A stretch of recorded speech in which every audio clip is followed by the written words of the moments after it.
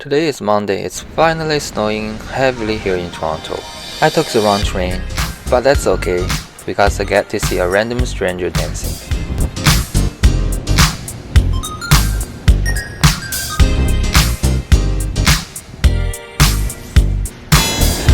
I'm just on my way to art supply store to get some new art goodies. Round door.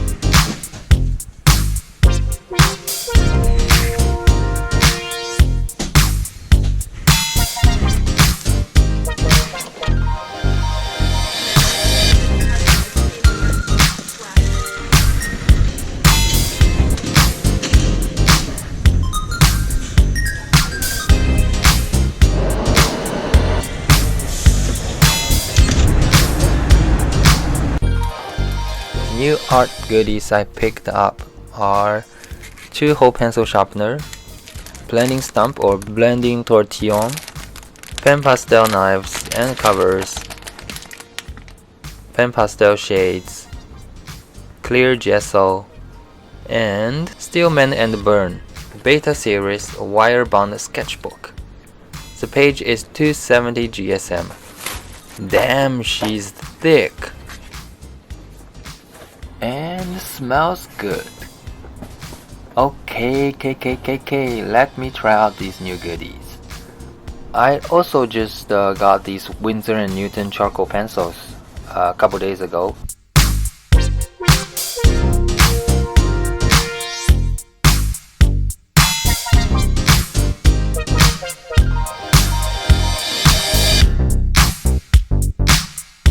With these sponge-covered palette knives, it feels like I'm painting, not drawing.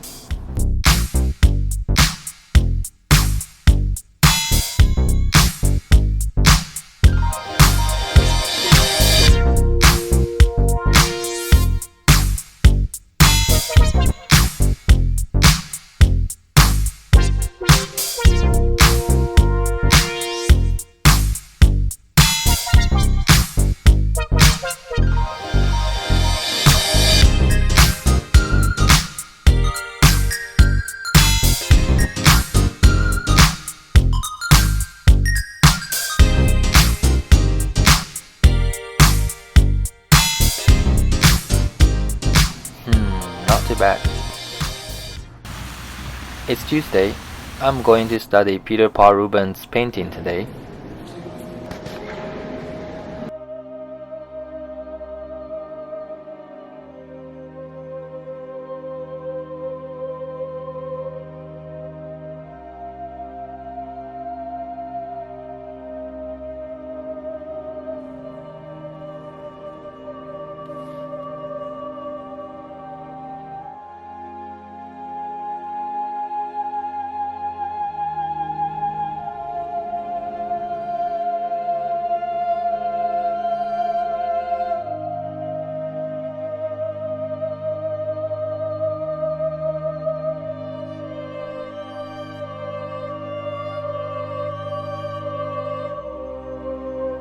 But there's a live model drawing going on.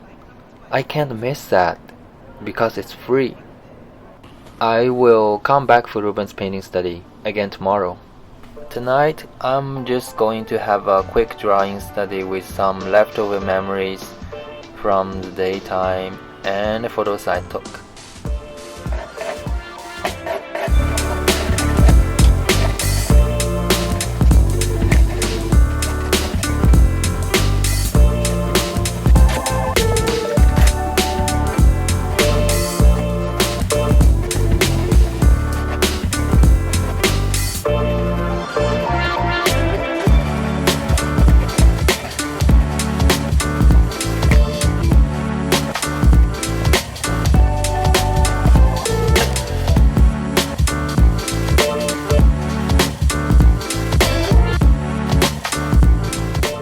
After the base drawing is done, I apply gesso to protect the surface from wet paints I'm going to apply in the near future.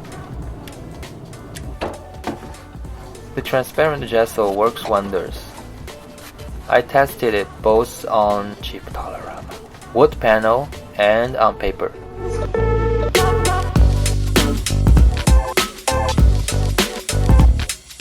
And you can see the gesso goes transparent as it dries. I usually do 3 layers of gesso. 3 is a good number.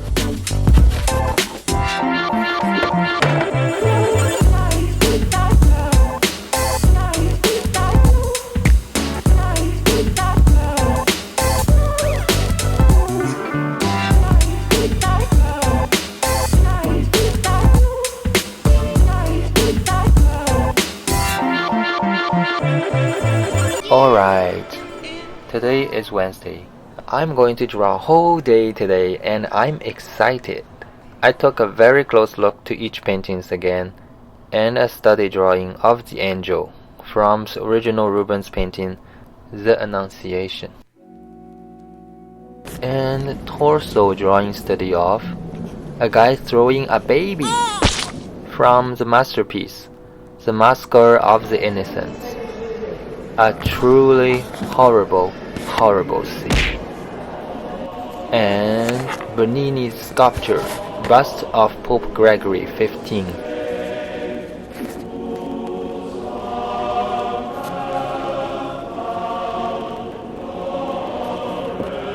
I'm hungry. I need some tasty Chinese food.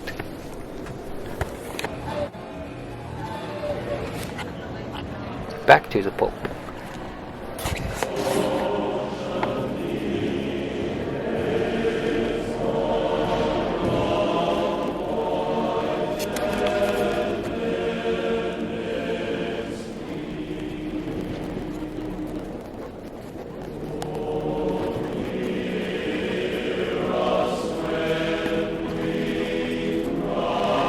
And I joined the live model session again because it's free.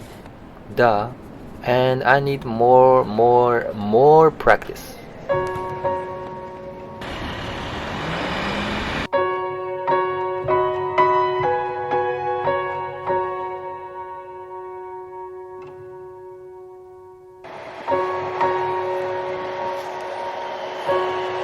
Back home, drawing continues. The angel looks pretty good. No need to do more corrections. The drawing base is done. Apply the gesso de transparent.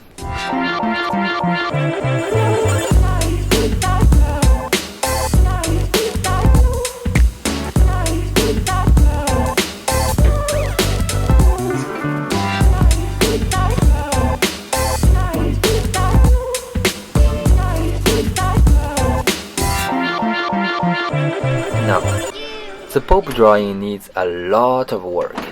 So Bernini's approach to portraiture was unique in several respects. Unlike other artists of his time that relied primarily on subject settings, an approach that often produced stiff and overly formal results. Bernini preferred to observe his subjects in their daily work and activities over a period of time, making numerous sketches that captured their features, characteristic poses, and natural expressions.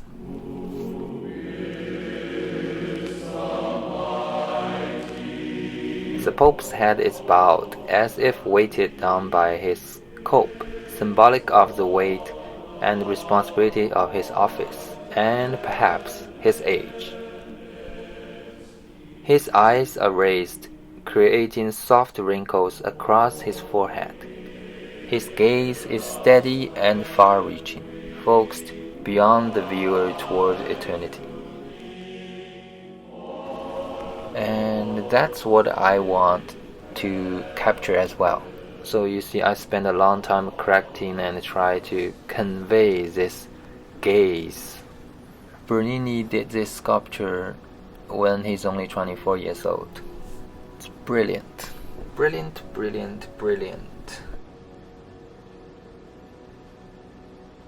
It's already 2:26 in the morning. and I've been drawing whole day. I'm really tired. I need to come back with a pair of fresh eyes. Okay, good morning guys. So actually I think I've got the gaze. I'm going to draw a little bit of the cope to show the power and wealth of his Catholic Church.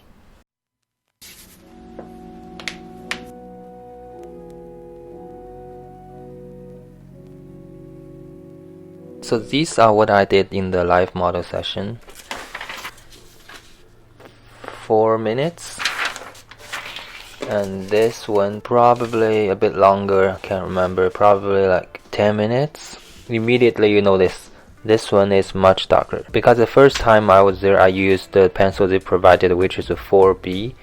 It's relatively darker color, but on this mid-tone paper it's not as dark as I would like to be. So second time I used some own charcoal pencil, and this is what I did for about 17-18 minutes before the model came. I was waiting there. One of the still life displays over there. It's a bowl of fruits. These are probably a little bit out of order, just a little bit. Okay, so this is a very short pose because I didn't get to do the shadings and stuff, but I like the perspective I did. It's pretty accurate. Probably like 2 minutes, I think.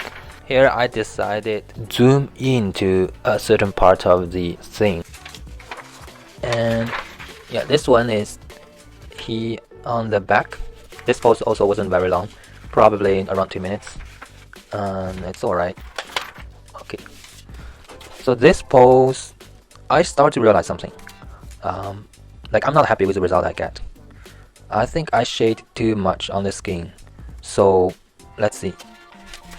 Yes. So I do realize that I'm shading like when I try to show the illusion of three-dimensional quality of the human structure or facial structure or the human body, whatever. It inevitably became just so dark. And I think that is because the background is rather white. Also, this paper, for some reason, it's also a lot brighter than the other newsprints. So, as you can see in the next one, I started to shade the background too.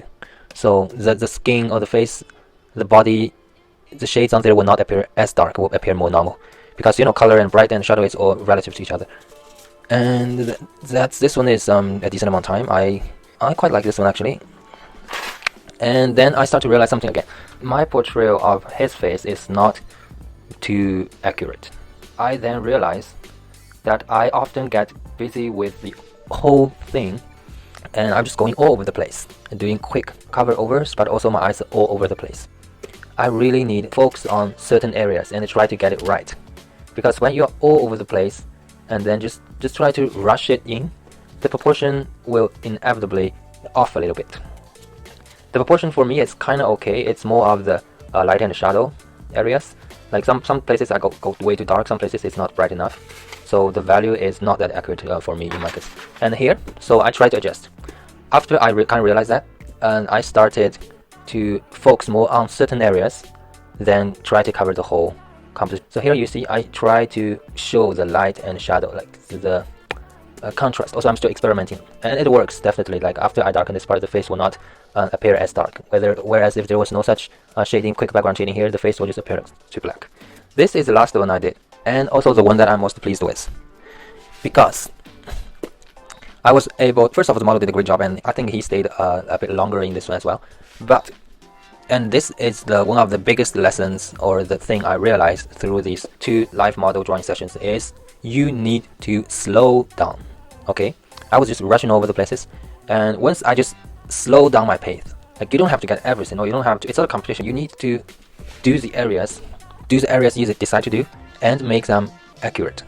Okay, so here I focused on the hair and the face and the drapery. When I focus on one area, I make sure they are accurate. I will not rush over and just make well, it's kind of okay, or okay, I will leave it like I will take some mistakes. No, I try to at least try to get the values right, the proportions right. So I think this one is the one that's most like the model. I think I did a much better light and shadow rendering than all the other ones too. So slow down. Okay, So that's it for this week's video. Happy drawing and painting. Give your all to what you're passionate about. You have to spend time to develop what you want to improve. Subscribe if you want to join my art journey. I try to make an upload every week. Thank you very much for watching, and I will see you in the next video. Bye, goodbye.